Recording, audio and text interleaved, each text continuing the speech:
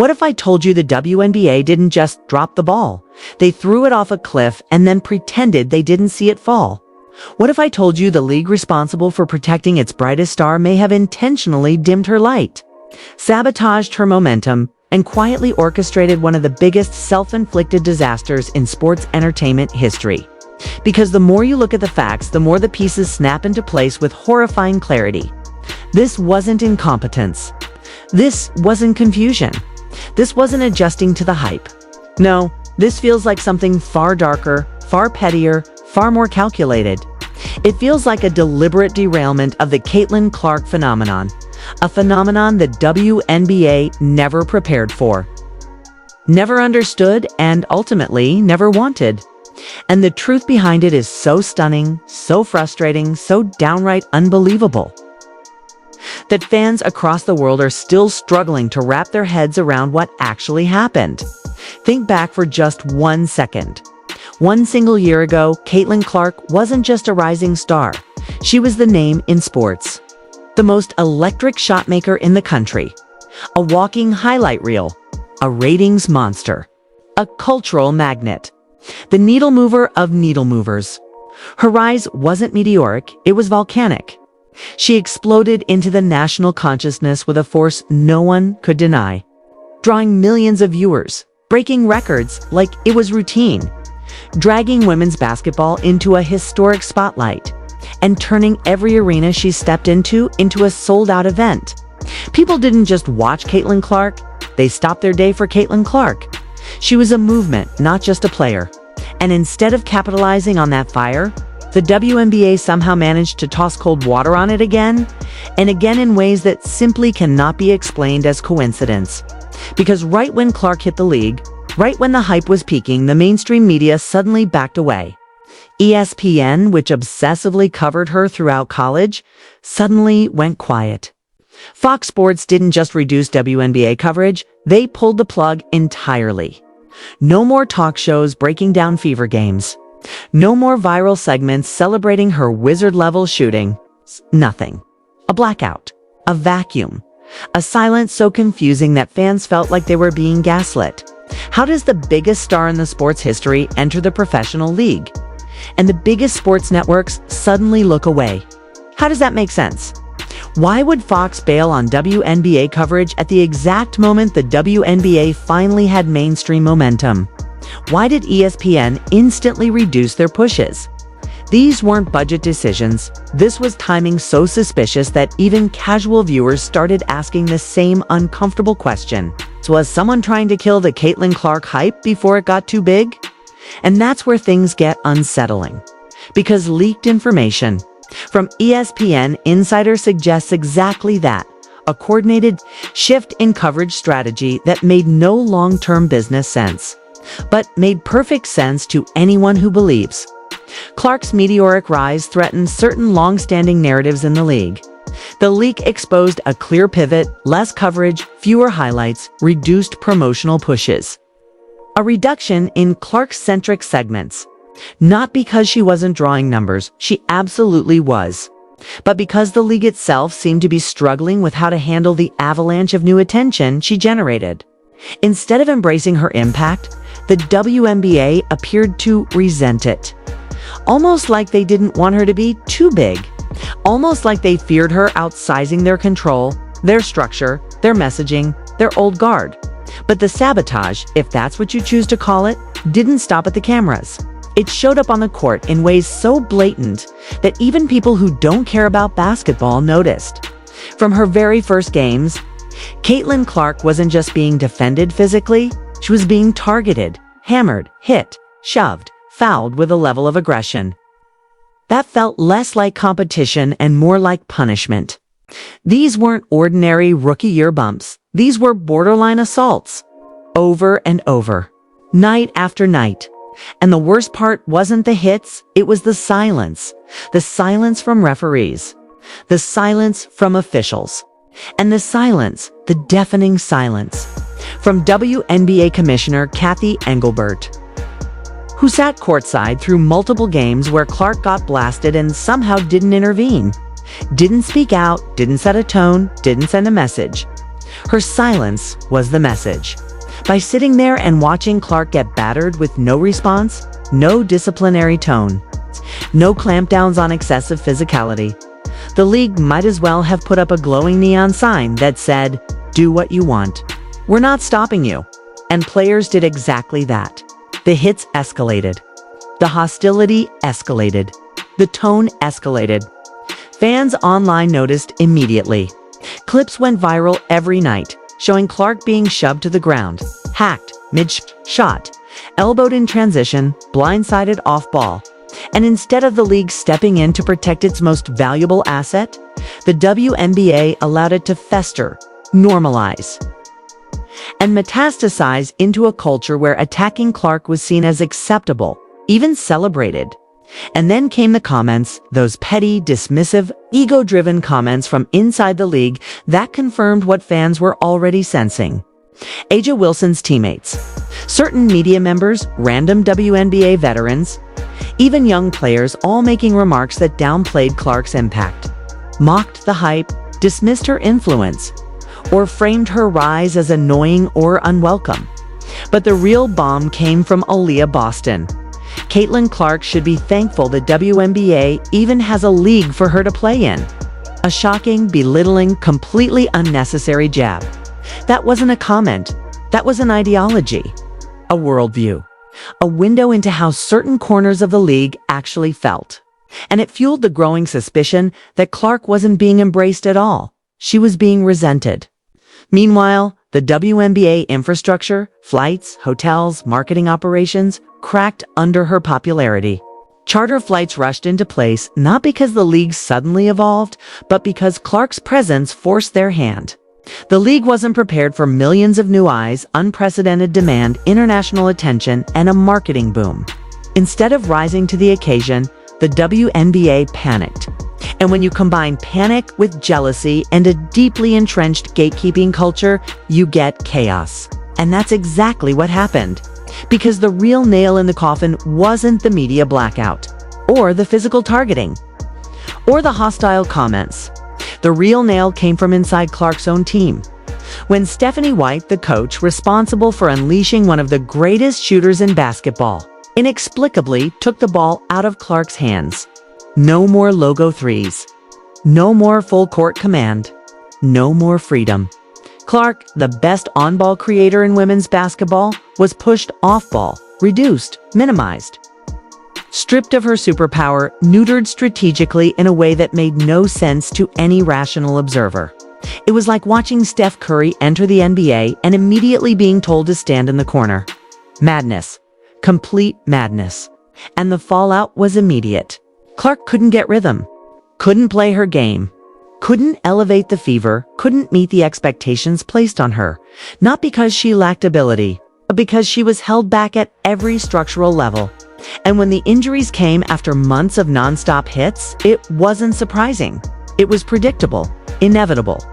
The natural result of a league that refused to protect its most valuable draw. So here we are, looking back at a season that should have been historic but instead became a cautionary tale of internal sabotage, wasted potential, and the unbelievable mismanagement of a once-in-a-generation superstar. And now the question isn't whether the WNBA failed Caitlyn Clark. The question is whether they did it on purpose. Because the pattern is too clean. The timing too perfect. The actions too consistent. The hostility too obvious. And the consequences too devastating. Let's stop pretending this was just business. This was war.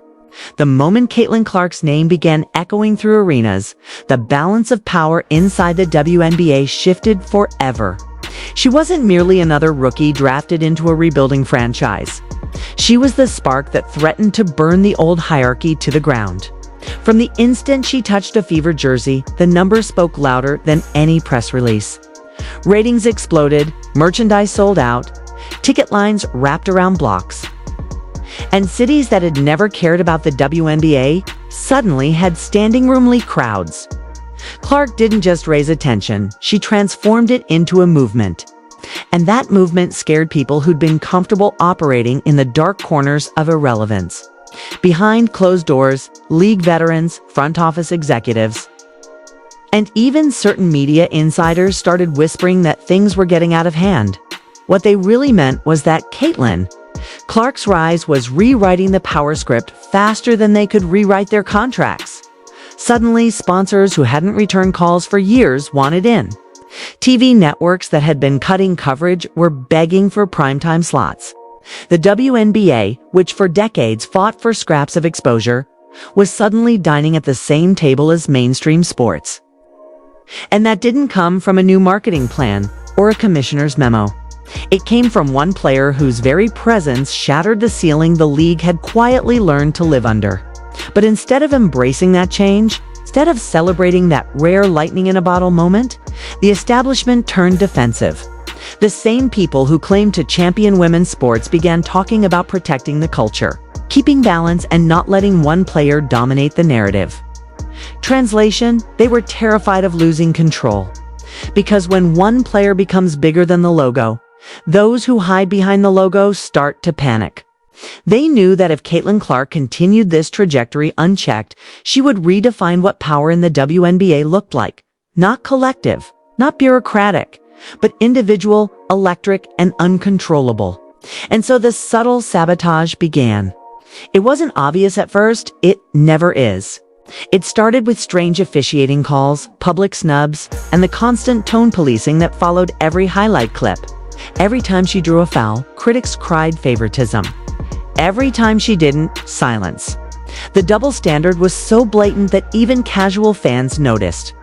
But inside league circles, the silence was strategic. The more the noise grew around her, the easier it became to label her as polarizing.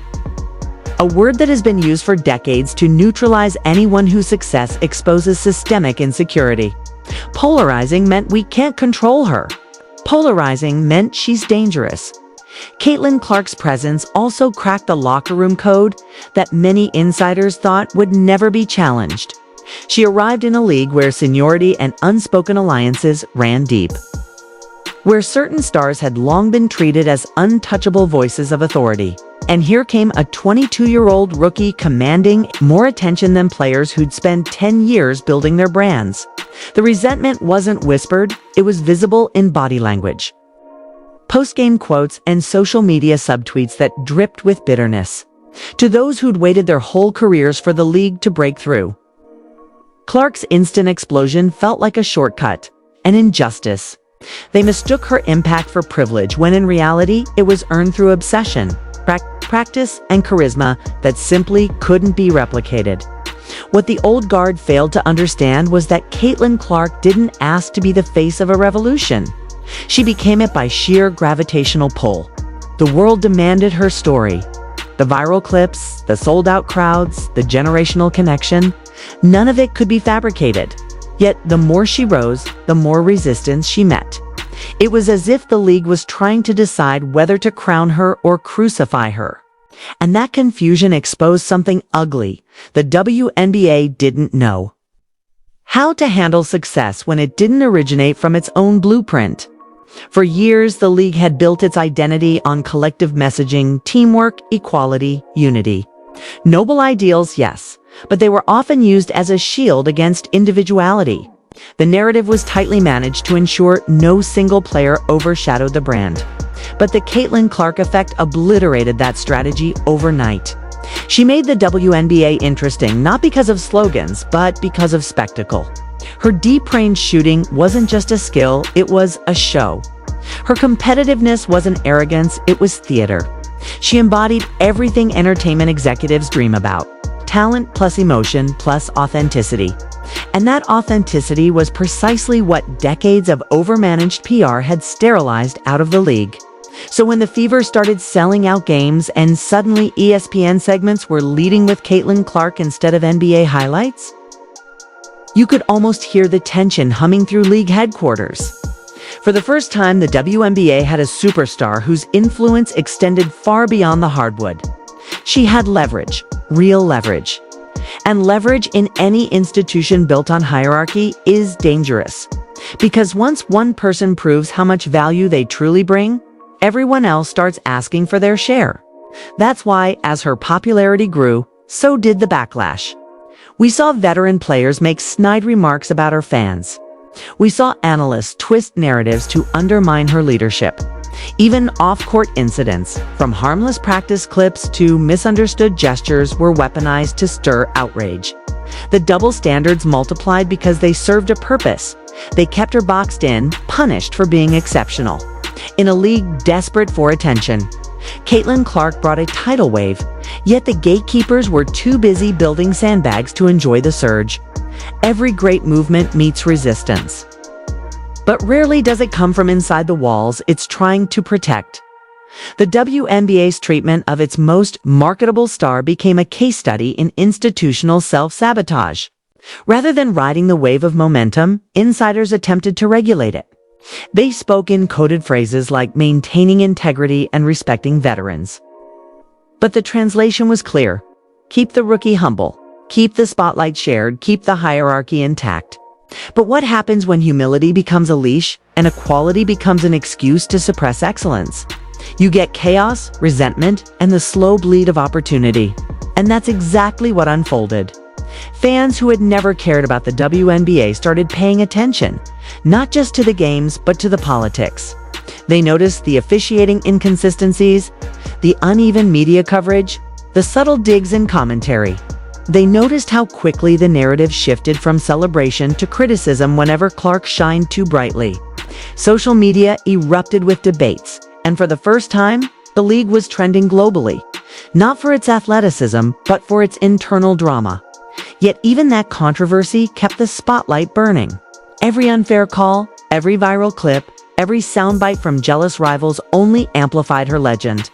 In a paradoxical twist, the league's resistance became the very fuel of her mythos. Every attempt to silence her only made her voice louder. Every cheap shot only added to her highlight reel. Fans began to see her not just as a basketball player, but as a symbol of defiance, a reminder that greatness barely fits neatly into systems built to contain mediocrity. She had become the embodiment of disruption, a walking rebellion in sneakers. Meanwhile, the business side couldn't ignore the math. Ticket sales surged whenever she played. Sponsorship deals followed her, not the league. Broadcast numbers told the same story. When Caitlyn Clark was on the floor, viewership spiked. When she wasn't, it dipped. The pattern was undeniable. She wasn't just part of the WNBA's success. She was the success. But acknowledging that publicly would mean admitting that one athlete had single-handedly done what decades of marketing could not. And for an organization that prided itself on collective progress, that truth was too heavy to swallow. The real battle then wasn't on the court. It was ideological. It was about who gets to define the future of women's basketball. Is it the bureaucracy that spent years fighting for scraps of relevance, or the phenom who dragged it into mainstream conversation by sheer magnetism? The old model demanded loyalty to the brand. The new reality demanded authenticity to the audience. And Caitlyn Clark's authenticity was winning. As the season unfolded, every confrontation, every physical play, every snub became symbolic of that clash.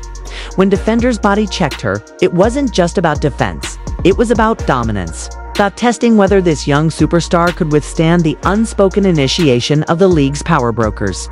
When commentators questioned her toughness or leadership, it wasn't journalism, it was narrative control. The message was clear: earn your place, but never outshine those who came before you. Yet Clark kept shining, and that light exposed everything hiding in the shadows. By mid-season, even neutral fans could sense the tension. Games felt heavier, crowds louder, rivalries more personal. And through it all, Caitlyn Clark never lost composure.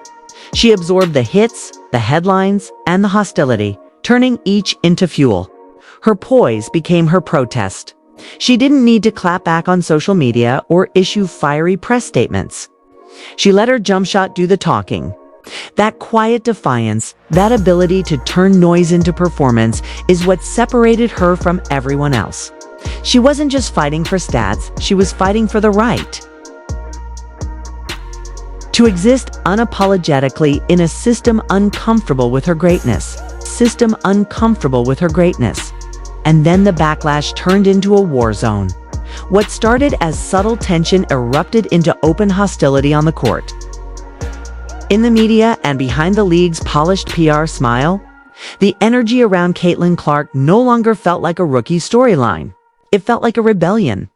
Every elbow thrown, every quote twisted, every headline written about her carried the same underlying message: put her back in her place. But the problem was, there was no place big enough to contain what she had become. She wasn't just playing basketball anymore. She was challenging the system that tried to define her. What came next was chaos disguised as competition. Opponents no longer guarded her, they hunted her. Every game became a spectacle, not just of skill, but of physical intimidation. Body checks, blind screens, trash talk beyond the norm, all of it aimed to break her spirit. Yet every shove seemed to ignite her even more. The harder they hit her, the higher the ratings went. Fans didn't just watch her play, they watched her endure. She became the league's lightning rod, absorbing the hate, transforming it into energy and sending it back through every jump shot and fast break. But while the physical battles were visible, the real war was fought in the media. Commentators split into two camps: those who praised her brilliance and those who framed her success as privilege. Every move she made was dissected through a political lens, her celebrations labeled as arrogance, her silence as entitlement, her confidence as controversy. Sports talk shows turned her into clickbait, using her name for ratings while pretending to critique her fame. Articles started popping up with phrases like the Caitlyn Clark problem, as if success itself had become an issue that needed solving. It was the classic cycle: build them up, then tear them down. The same outlets that called her the savior of the WNBA were now questioning if she was too dominant, too mainstream, too marketable. Translation: she was succeeding in a way that made others uncomfortable. And nothing exposes insecurity faster than another person's unstoppable rise. The fans, meanwhile, turned into soldiers. Entire online communities formed overnight, half defending her as a trailblazer, half attacking her as overhyped. Social media became a battlefield where every foul, every facial expression, every post-game comment was weaponized. Hashtags trended hourly. Comment sections became war zones of loyalty and hate. And through it all, Caitlyn Clark said little. Her silence became her armor. Every time the storm grew louder, she just kept playing, letting the scoreboard speak louder than the noise. That composure only made her more dangerous. The league could handle controversy. What it couldn't handle was a player who turned controversy into currency. Every highlight reel drew millions of views. Every replay became viral content. Her name wasn't just trending. It was anchoring the entire conversation around women's sports. She wasn't asking for attention. She commanded it. And that's when the power dynamic officially flipped. Caitlyn Clark no longer needed the WNBA. The WNBA needed her, and everyone knew it. The commissioner, the sponsors. Even the players who resented her popularity, they all had to admit privately that without Caitlyn Clark, the lights dimmed. She was the engine, the headline, the heartbeat. The only thing bigger than her stats was her influence. And that kind of influence can't be controlled. It can only be respected or feared. Sadly, too many chose the latter. In interviews, you could feel the tension. Reporters would bait her with questions about teammates, rivalries, or physical play. They wanted a reaction, a soundbite to feed the narrative, but she refused to give them one. That restraint made her untouchable. Instead of exploding, she elevated. She answered criticism with performance, hate with highlights, pressure with poise. It wasn't just maturity, it was mastery. She had learned that in a system that profits off your downfall, silence becomes the loudest weapon. By mid-season, her resilience had become the story. Young fans, especially girls, saw her not just as a shooter, but as a symbol. She represented what it meant to stand tall in the face of public scrutiny. Her jersey wasn't just merchandise. It was armor for a new generation. Entire arenas began to fill with kids holding homemade signs that read, "They can't stop her," or "We believe." She had turned criticism into culture. Meanwhile, the league's internal machinery scrambled to catch up. Marketing executives tried to spin the chaos as engagement. TV producers leaned into the drama, airing slow-motion replays of every hard foul like movie trailers. But deep down, they knew the truth. Caitlyn Clark was operating on a different frequency. She wasn't just part of the story, she was the story. The rest of the league was orbiting her gravity, whether they liked it or not. Then came the endorsements, multi-million-dollar deals that shattered WNBA norms. Major brands lined up not for the team, not for the league, but for her.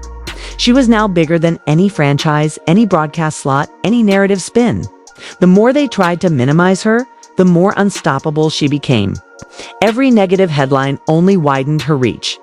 Every act of disrespect only strengthened her following. She had flipped the script on the league itself, using the same system that tried to contain her as a platform to ascend. The irony was brutal. The same critics who accused her of stealing attention were now benefiting from the ratings she brought.